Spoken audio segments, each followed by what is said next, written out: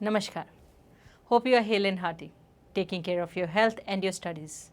In our previous video about agriculture, we learned what are the various kinds of crops, the patterns associated with the crops, the climatic conditions which are conducive for various kinds of crops, and the areas which are enriched with certain crops. In today's chapter, we will carry on from here. We will learn new facts about agriculture, the challenges this sector faces, and along with that, the solution the Government of India has come up with. So, let's get going. As in our last video, we discussed about various food crops. Now, we will discuss about non-food crops. The first in the lot is rubber. It is an equatorial crop, but under special conditions. It is also grown in tropical and subtropical areas. It requires moist and humid climate with rainfall of more than 200 centimeters and temperature above 25 degrees Celsius.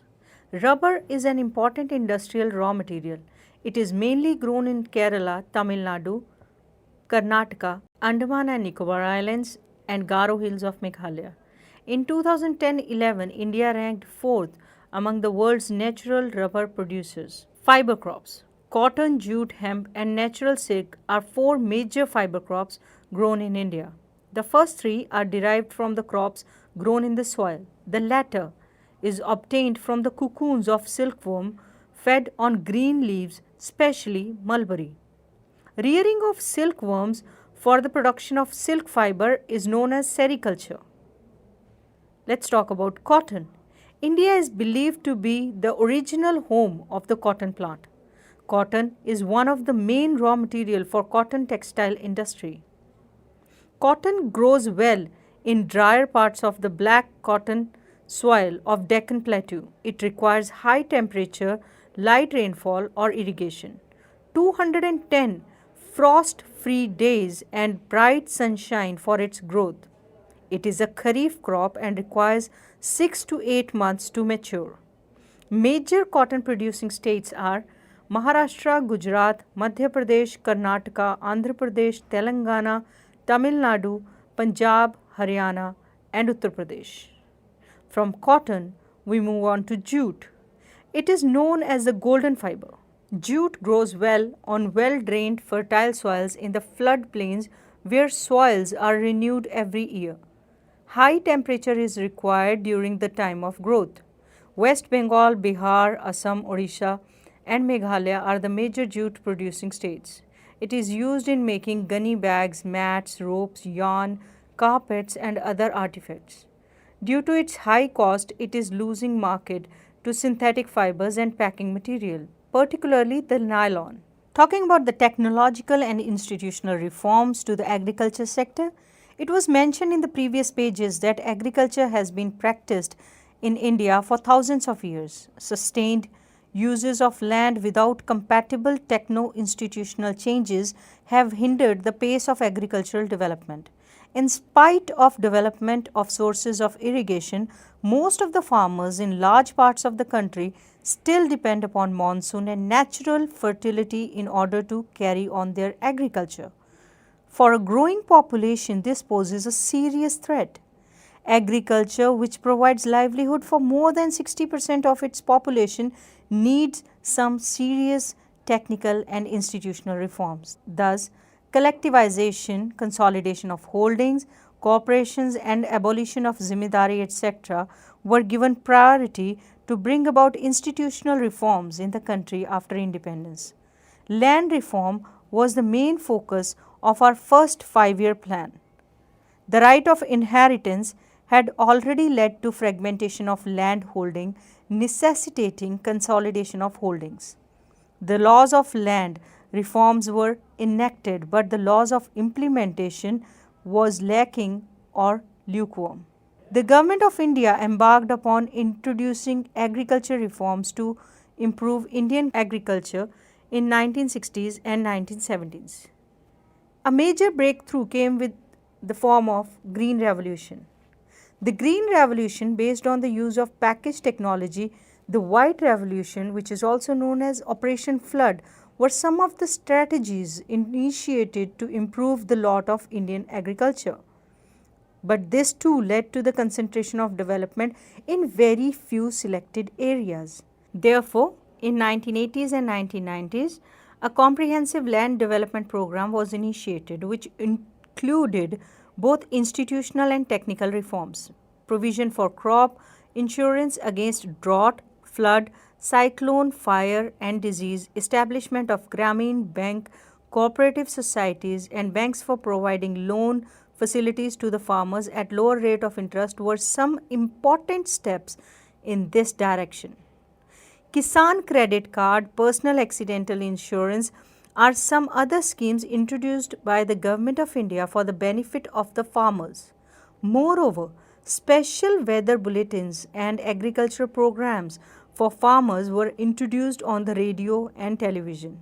The government also announces minimum support price, remunerative and procurement prices for important crops to check the exploitation of farmers by speculators and middlemen. Talking about food security, we all are aware that food is a basic need and every citizen of the country should have access to food which provides minimum nutritional level. If any segment of our population does not have this access, the segment suffers from lack of food security. The number of people who do not have food security is disproportionately large in some regions of our country, particularly in economically less developed states with higher incidence of poverty. The remote areas of country are more prone to natural disasters and uncertain food supply. In order to ensure availability of food to all sections of society, our government carefully designed a national food security system. It consists of two components, buffer stock and public distribution system. You must be aware that public distribution system is a program which provides food grains and other essential commodities at subsidized prices in rural and urban areas. India's food security policy has a primary objective to ensure availability of food grains to the common people at an affordable price. It has enabled the poor to have access to food. The focus of the policy is on growth in agricultural production and on fixing the support price for procurement of wheat and rice to maintain their stocks. Food Corporation of India or FCI, which is well known, is responsible for procuring and stocking food grains, whereas distribution is ensured by public distribution system known as PDS. The FCI procures food grains from the farmers at government announced minimum support price. The government used to provide subsidized on the agricultural inputs such as fertilizers, power and water. These subsidies have now reached unsustainable levels and have also led to large scale inefficiencies in the use of these scarce inputs. Excessive and imprudent use of fertilizers and water has led to waterlogging, salinity and depletion of essential micronutrients in the soil. The high MSP subsidies in inputs and committed FCI purchases have distorted the cropping pattern. Wheat and paddy crops are being grown more for the MSP they get. Punjab and Haryana are foremost examples. This has also created a serious imbalance in intercrop parities. We already know that consumers are divided into two categories, one below poverty line and other above poverty line. With the issue price being different for each category, the categorization is not perfect and a number of deserving poor have been excluded from the BPL category. However, some of the so-called APL slip back to BPL because of the failure of even one crop, and it is administratively difficult to accommodate such shifts. Each district and block can be made self-sufficient in food grain production if government provides proper agricultural infrastructure, credit linkage and also encourages the use of latest techniques. Instead of concentrating only on rice or wheat, the food crop with a better growth potential in that particular area must be encouraged. Creation of necessary infrastructure like the irrigation facility, availability of electricity may also attract private investment in agriculture. The focus on increasing food grain production, which should be on a sustainable basis, and also free trade in grains will create massive employment and reduce poverty in the rural areas. There has been a gradual shift from cultivation of food crops to cultivation of fruits, vegetables, oilseeds and industrial crops. This has led to the reduction in net sown areas under cereals and pulses. With the growing population of India, the declining food production puts a big question mark over the country's future food security. The competition of land between non-agriculture uses such as housing and agriculture has resulted in reduction in the net sown area. The productivity of land has started showing a declining trend. Fertilizers, pesticides and insecticides which once showed dramatic results are now being held responsible for degrading the soils. Periodic scarcity of water has led to the reduction in area under irrigation. Inefficient water management has led to the waterlogging and salinity. One important reason in land degradation, free power to a section of farmers has encouraged them to pump groundwater to grow water intensive crops in low rainfall areas like in Punjab when they grow rice and sugarcane in Maharashtra. The unsustainable pumping has reduced water storage in aquifers. Consequently, many wells and tube wells have run dry. This has pushed the marginal and small farmers out of the cultivation. The big farmers with deeper tube wells still have water, but many others face a water crisis. Inadequate storage and marketing facilities also act as disincentive to the farmer. Thus, the farmers are badly affected by the uncertainties of production and market. They suffer from a double disadvantage as they pay high prices for inputs such as HYV seeds, fertilizers, but lack the bargaining power to fix prices in their favor. All the production reaches the market simultaneously. The higher the supply, the lower is the demand. This causes distress sale also. Therefore, there can be no food security without the security of the small farmers. Now, we will talk about globalization and agriculture. Now, this globalization is not a new phenomenon. It was there at the time of colonization. In the 19th century, when European traders came to India, at that time too, Indian spices were exported to different countries of the world, and farmers of South India were encouraged to grow these crops. Till today, it is one of the important items of export from India. During the British period, cotton belts of India attracted the British, and ultimately cotton was exported to Britain as a raw material for their textile industries. Cotton textile industry in Manchester and Liverpool flourished due to availability of good quality cotton from India. You must have heard about the Champaran movement which started in 1917 in Bihar. This was started because farmers of that region were forced to grow indigo on their land because it was necessary for textile industry which were located in Britain. They were unable to grow food grains to sustain their families. Under globalization, particularly after 1990, the farmers in India have been exposed to new challenges. Despite being an important producer of rice, cotton, rubber, tea, coffee, jute and spices, our agricultural products are not able to compete with the developed countries. Because of the highly subsidized agriculture in those countries, today Indian agriculture finds itself at the crossroads. To make agriculture successful and profitable, we have certain solutions. Proper thrust should be given to the improvement of condition of marginal and small farmers.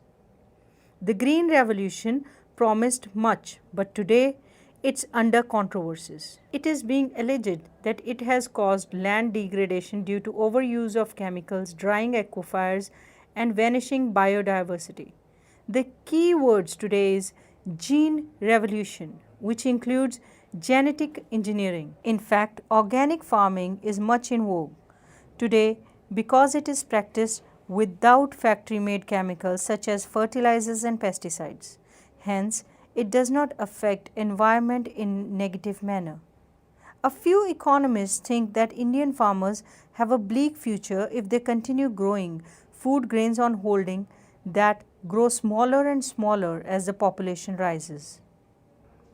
Indian farmers should diversify their cropping pattern from cereal to high value crops. This will increase income and reduce environmental degradation simultaneously because fruits, medicinal herbs, flowers, vegetables, biodiesel crops like jatopra and jojoba needs much less irrigation than rice or sugarcane. India's diverse climate can be harnessed to grow a wide range of high value crops. Change in cropping pattern, for example, from cereals to high value crops will mean that India will have to import food. During 1960s, this would have been seen as a disaster. But if India imports cereals while exporting high value commodities, it will be following successful economies like Italy, Israel and Chile. These countries export farm products which are fruit, olives, specialty seeds and wine and import cereals. Let's take a while to analyze what we have learnt from today's session. Are we ready to take a risk? The debate is open for the discussion. On your screens you can find a question followed by 4 options. You have to pick the correct option. So let's get going. So which of the following crop is an important raw material for automobile industry? Pulses, ragi, rubber or none of the above? Very easy, it is rubber, which is an important raw material for the automobile industry.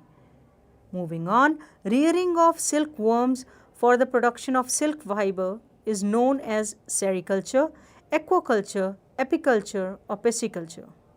Yes, it is called sericulture. Which of the following is known as golden fiber? Cotton, jute, hemp or silk? Very right, it is jute. Which one of the following is announced by government in support of a crop? Is it maximum support price, minimum support price, moderate support price or influential support price? Yes, it is minimum support price or MSP. Plantation agriculture is a type of subsistence farming, commercial farming, mixed farming or none of the above. Plantation agriculture is a type of commercial farming. Alright, let's play a very small game. It is a crossword. You can see on your screens there are clues given to you. Let's see the first clue. The 2 staple food crops of India. Let's try to locate which are these? Very right, it is rice and wheat. So let's locate that in this grid. Yes, there we see rice and wheat. So this is the summer cropping season of India. Yes, it is Kharif. Let's try to find this word. Very good. Alright, moving on. Pulses like arhar, moong, gram, urad contain protein. Yes, you can see it. Protein. Let's try to find it in the grid. Right. Alright. So this is a coarse grain. Jowar. Can we find jowar in the grid? Yes, we can. Very good. So the 5th is the main important beverage in India are, very easy, tea and coffee. Let's try to locate that in the grid. Yes, there it is. The last question is one of the 4 major fibers grown on black soil. Yes, it is cotton. Let's find where we can find it in the grid. Correct. Hope today's session was fruitful for you. Agriculture is the backbone of Indian economy. Long time back when our late Prime Minister Shri Lal Bahadur Shastri ji gave the slogan Jai Jawan, Jai Kisan. He defined the role of the farmer of this country. The farmer of this country is a warrior, and we should respect them with all our hearts. With this, we come to the end of this video. We'll be back with many more new sessions. Till then, stay safe, stay healthy, and keep studying. Namaskar.